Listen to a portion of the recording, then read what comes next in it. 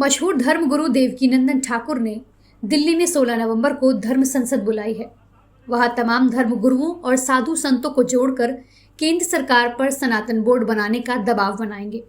सवाल यही है कि आखिर सनातन बोर्ड बनाने की मांग ऐसे समय में क्यों उठ रही है, जिस समय वक्फ बोर्ड में संशोधन की बात चल रही हो। सवाल गहरा है और इसका उत्तर उससे भी गहरा। एक तरफ देवकीनंदन हिंदुओं को दिल्ली बुला रहे हैं, तो दूसरी तरफ मुसलमानों को भी दिल्ली बुलाया जा रहा है। मुसलमानों को दिल्ली मौलाना तौकीर रजा बुला रहे हैं और उन्होंने तगड़ा बयान भी जारी किया है। वहीं देवकीनंदन ठाकुर ने सनातन धर्म संसद से 3 प्रमुख मांगे रखी हैं। उन्होंने देश के पक्ष और विपक्ष के नेताओं से आग्रह किया है कि ऐसे कब तक अपने देश की छवि को दांव पर लगाते रहेंगे। अगर देश सेक्युलर है तो सभी को समान अधिकार होना चाहिए। अगर मौलवियों को 15,000 रुपए दिए जा रहे हैं तो मंदिर के हर पुजारी को 15,000 रुपए देने की घोषणा करनी चाहिए। अगर मदरसों के लिए कोई योजना आ रही है तो गुरुकुल के लिए भी योजना लानी चाहिए। इन सभी बातों को ध्यान में रखकर हम सरकार से सनातन बोर्ड के निर्माण की मांग कर रहे हैं। ट्रैफिक था इसलिए लेट पहुंचा।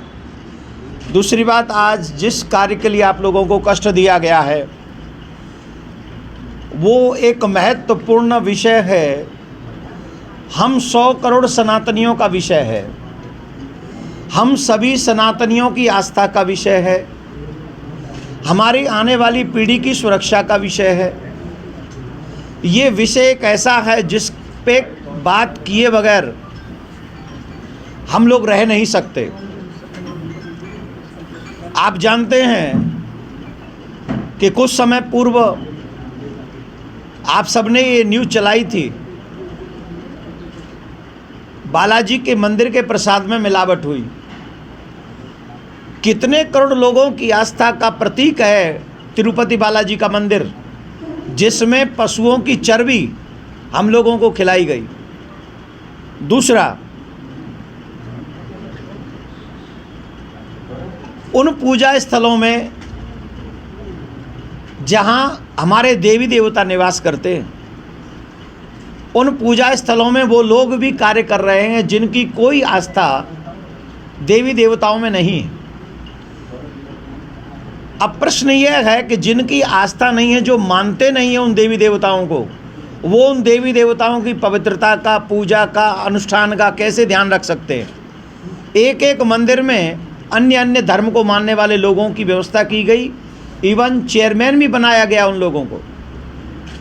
इन सब बातों को ध्यान में रखते हुए हमने और संत समाज ने एक निर्णय लिया है कि हम सभी संत समाज एकत्रित होकर दिल्ली में 16 तारीख को धर्म संसद करेंगे। सनातन धर्म संसद होगी और उसमें हम लोग एक आशा करते हैं और एक मांग करते हैं सरकार से, जिसका ड्राफ्ट भी हम तैयार करवा रहे हैं। ऑलमोस्ट वो ड्राफ्ट तैयार हो चुका है और सनातन धर्म संसद में ही उस ड्राफ्ट को बताया जाएगा कि हमें भी सनातन बोर्ड का निर्माण चाहिए।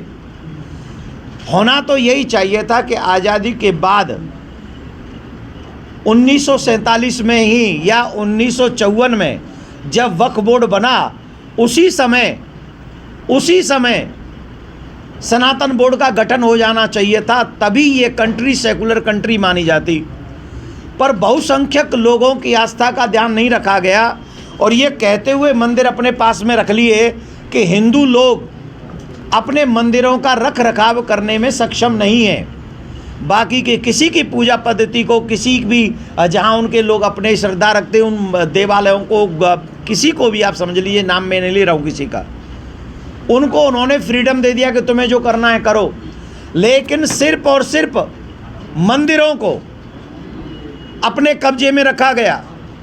3 लाख करोड़ प्लस जो मंदिरों से धन आता है, उस धन का भी दुरुपयोग कुछ सरकारों ने पूर्व में किया है। और हम नहीं, आप भी जानते इस बातों को, इन बातों को आप भी जानते हैं। इसलिए अपने सनातन के उत्थान के लिए, अपने मंदिर व्यवस्थाओं की पवित्रता बनाए रखने के लिए, अपने बच्चों को संस्कारी बनाने के लिए, गौ माता की सेवा करने के लिए और आने वाली नेक्स्ट जनरेशन को सुरक्षित करने के लिए 16 तारीख को जो धर्म संसद होने जा रही है उसमें हम सनातन बोर्ड की निर्माण की मांग, कृष्ण भूमि के मंदिर के निर्माण की मांग प्रमुखता से उठाने जा रहे हैं। और जिन्होंने जो सबसे बड़ी मांग हम रख रहेंगे उसमें सबसे पहले सनातन धर्म बोर्ड का निर्माण हो, कृष्ण भूमि के मंदिर का निर्माण हो। तीसरी अहम, जिन लोगों ने बालाजी के मंदिर में मिलावट की है प्रसाद में, उन लोगों को कठोर सजा हो, जिससे हमारे जितने लोगों का धर्म भ्रष्ट किया गया है भविष्य में ऐसा अपराध कोई दोबारा करने का साहस न कर सके, इसके लिए उन्हें भी कठोर सजा होनी चाहिए। आज हम लखनऊ में बैठे, तो लखनऊ में बैठने के बाद अब जब हम रास्ते में आ रहे थे तो हमारी कुछ संतों से चर्चा हुई।